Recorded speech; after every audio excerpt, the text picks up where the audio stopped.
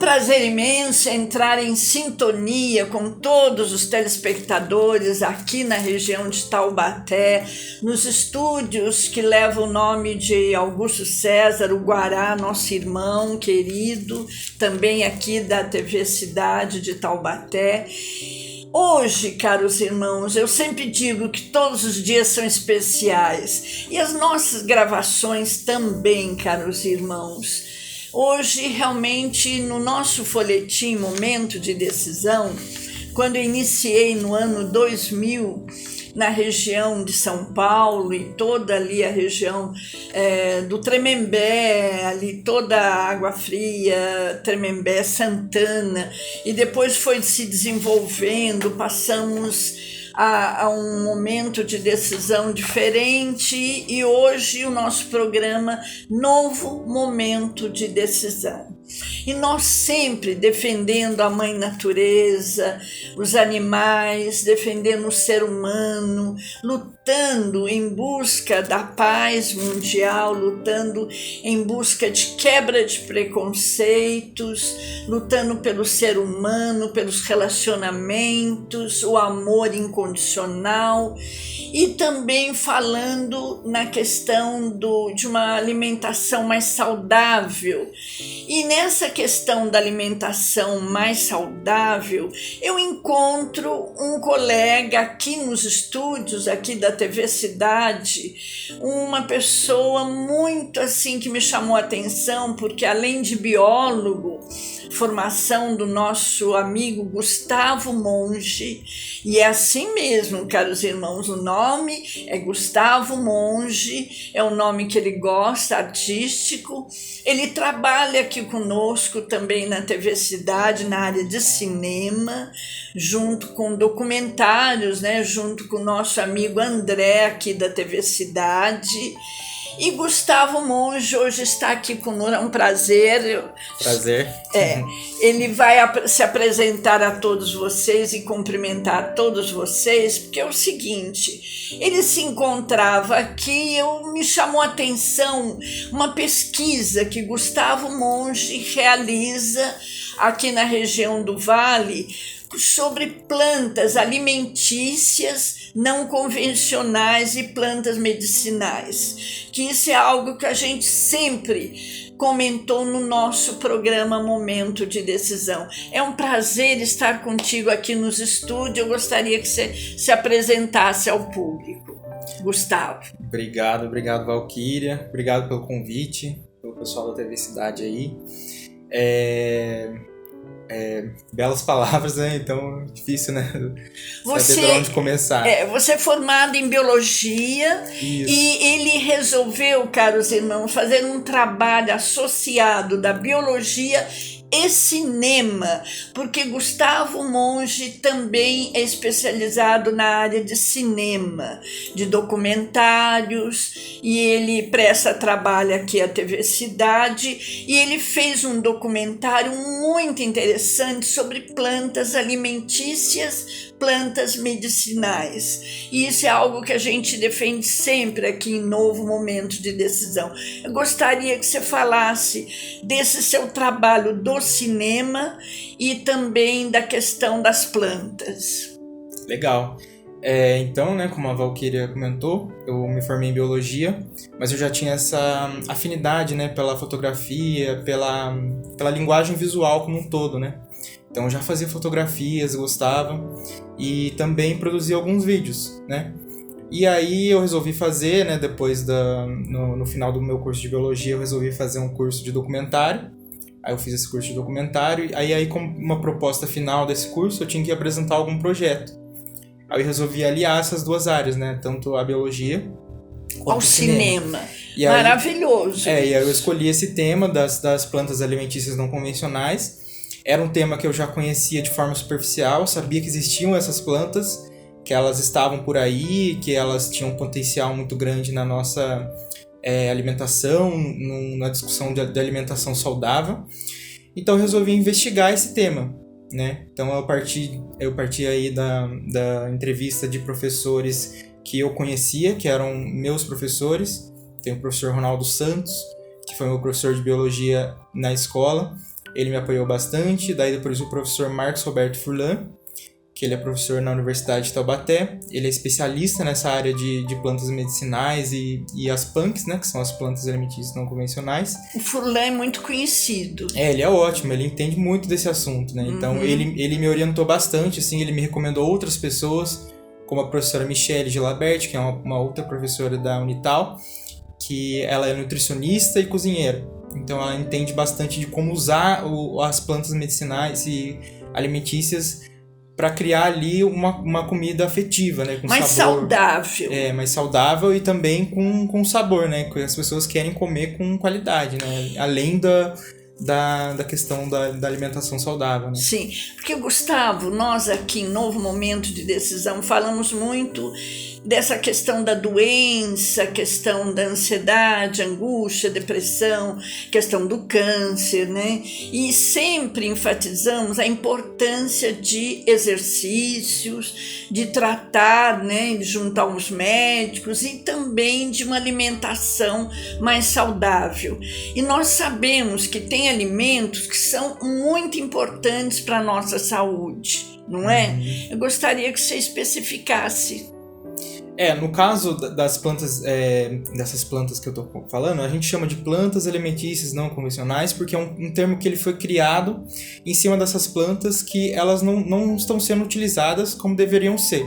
Então elas são negligenciadas.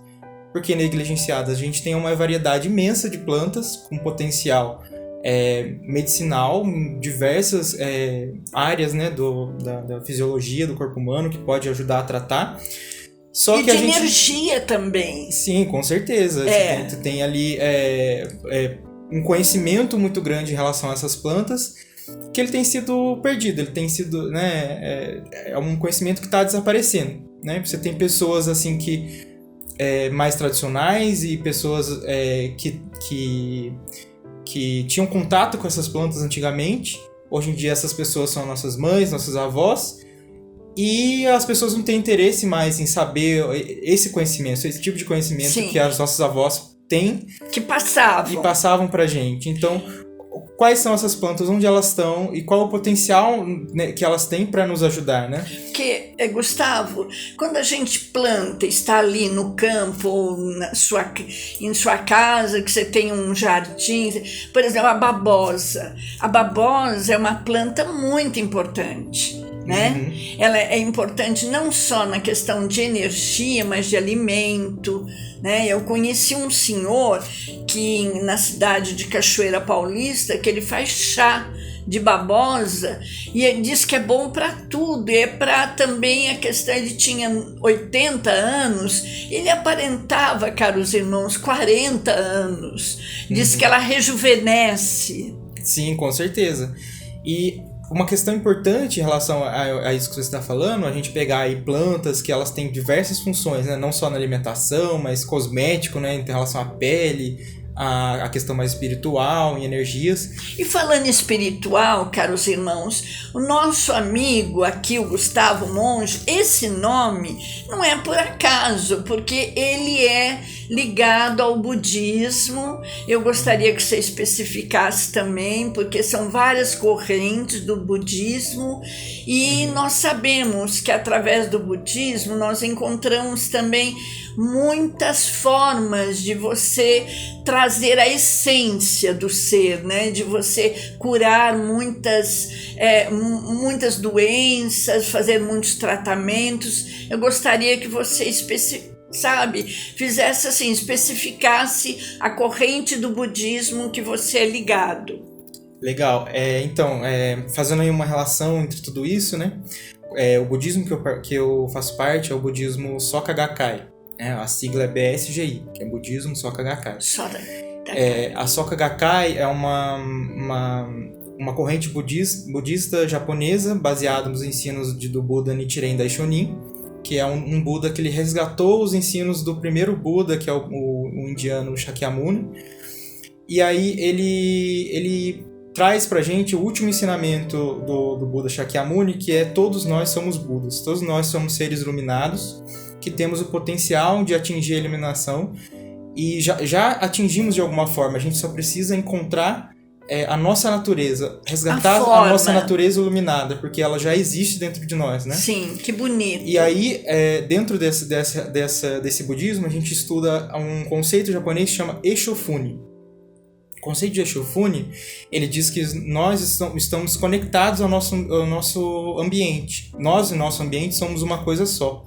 Então, a nossa essência. A nossa essência. Então, tanto eu influencio o ambiente ao meu redor, quanto o ambiente me influencia. E através das plantas, você, como um grande budista, você sabe que até no desenvolver ali na alimentação, você no preparo, não só trazer uma refeição mais gostosa, saudável, mas você passa uma energia fantástica, não é verdade? Perfeito, exatamente. A gente tem esse poder, né, de passar afetividade em relação ao alimento, à nossa saúde. Então tá tudo relacionado, né?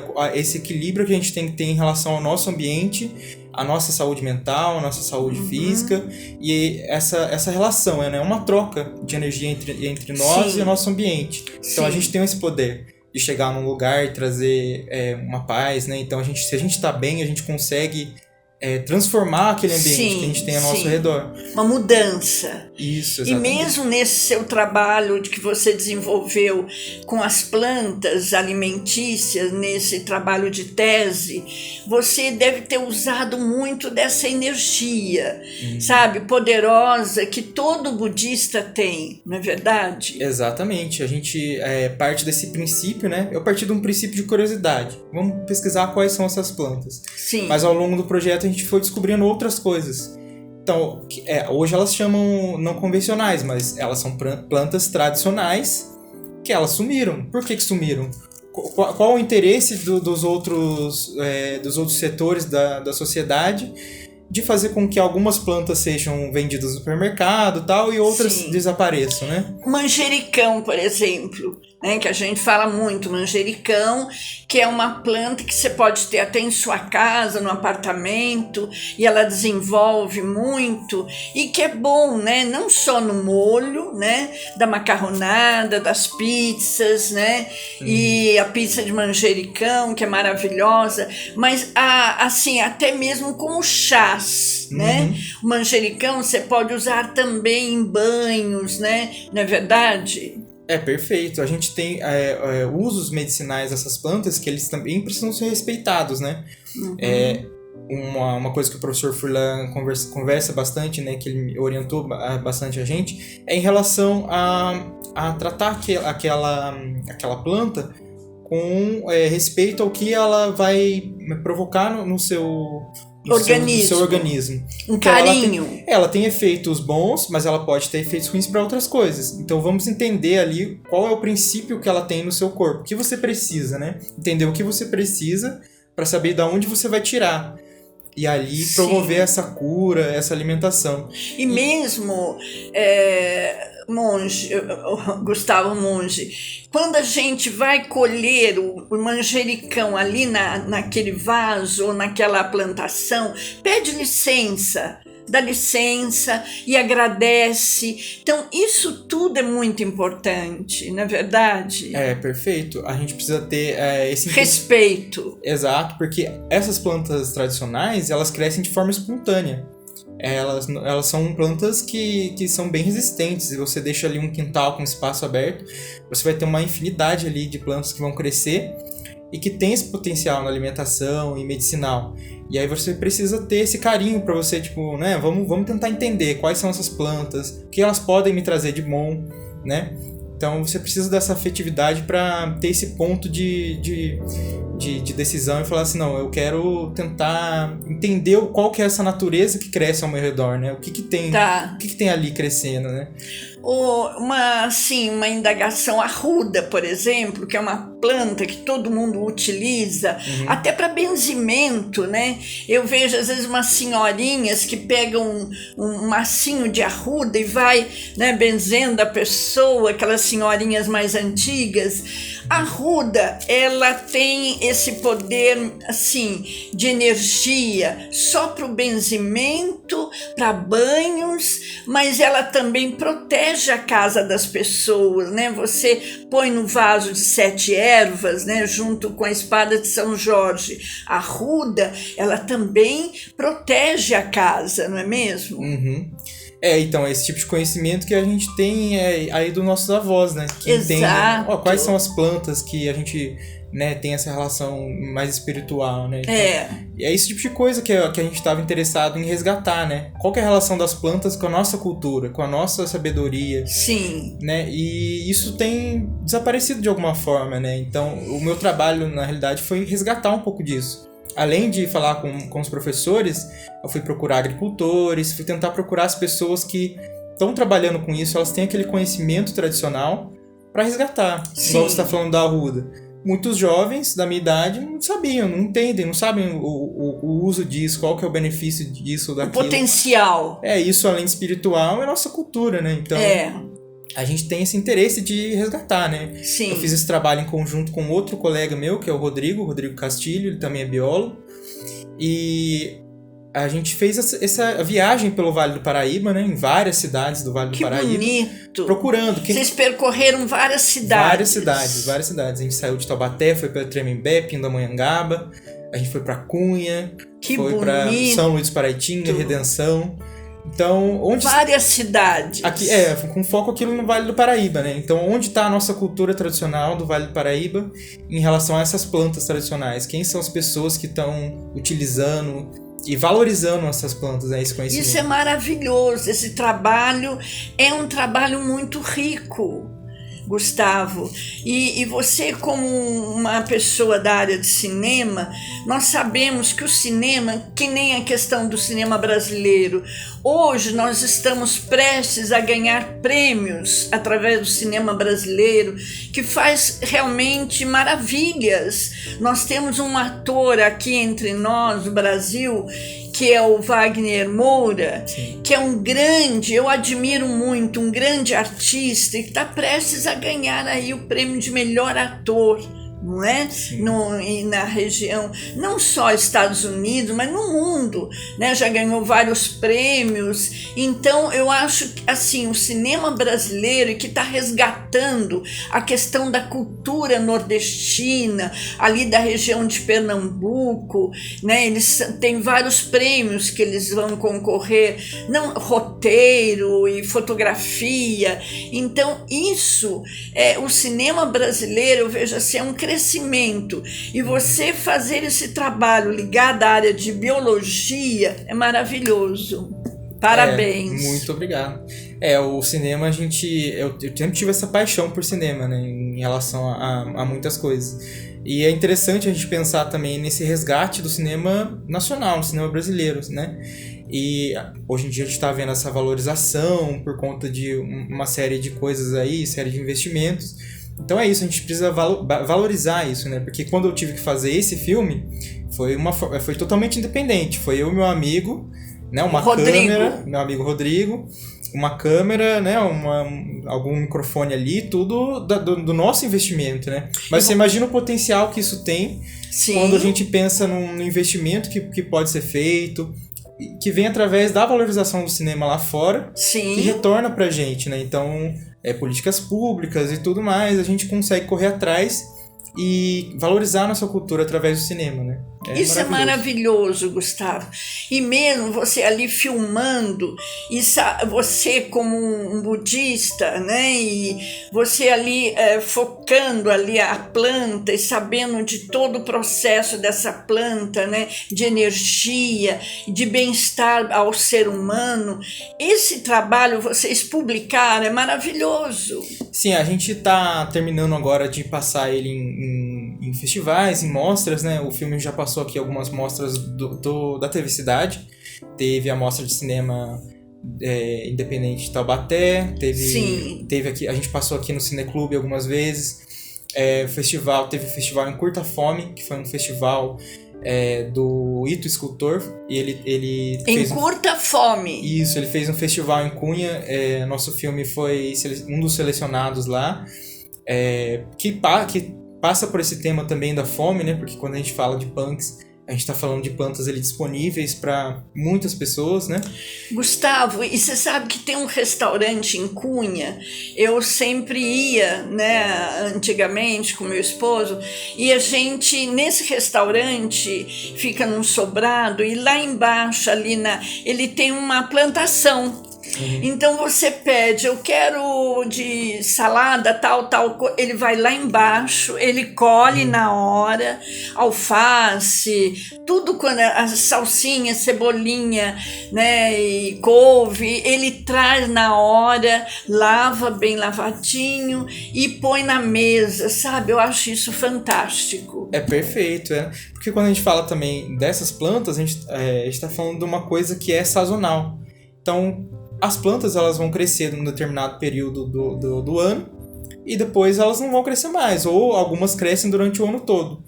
E tem uma relação também, que também pode ser espiritual, que também tem a ver com biologia, tem a ver com muitas coisas, que essas plantas elas vão crescer ali no momento que o nosso corpo precisa delas. Eu questionei isso para a professora e nutricionista.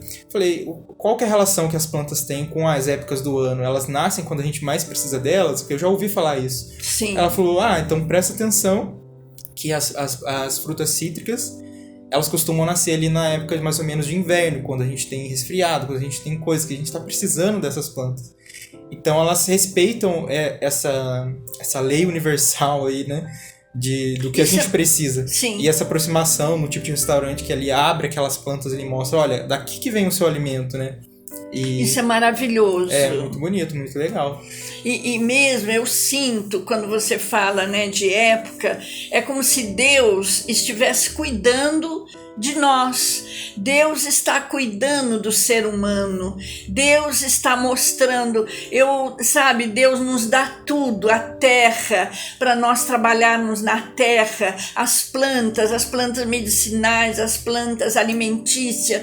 Então nós temos, por exemplo, aqui no Brasil, outros países também, mas aqui o Brasil eu acho um país riquíssimo. Você viaja ali para o sul, várias regiões que tem ali restaurantes com plantas medicinais, plantas alimentícias, não é verdade? Sim, não, é por isso que a gente fez esse recorte no filme, de falar do Vale do Paraíba. Sim. E se a gente for ampliar ali esse conhecimento imagina, o Brasil, a infinidade que a gente tem de plantas que são tradicionais em alguns lugares, outros não. Esse conceito de plantas não convencionais, ele é bem regional. Então, se a gente fala de uma planta que talvez não seja tão comida aqui no Vale do Paraíba, de repente no Norte, no Nordeste, ela é mais conhecida. No Amazonas, nem no Amazonas, nós encontramos muitas pessoas, estrangeiros principalmente, que vêm, recolhem mudas, isso dito por uma indígena lá do Amazonas, e ela me disse, Valquíria, eles vão passear em trilhas lá em várias regiões na Amazônia e recolhem mudas, levam para os seus países e vão patentear como algo deles. Então isso realmente é difícil a gente aceitar.